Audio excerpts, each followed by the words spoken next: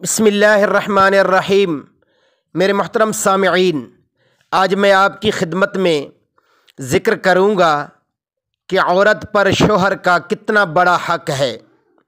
मेरे मोहतरम सामिईन, हज़रत अबू हुरैरा रज़ी अल्लाह तआला अन्हु रिवायत फरमाते हैं कि रसूलुल्लाह सल्लल्लाहु अलैहि वसल्लम ने पाक इरशाद फरमाया कि अगर मैं अल्लाह ताला के अलावा किसी को सजदा करने का हुक्म देता तो औरत को हुक्म देता कि वो अपने शोहर को सजदा करे।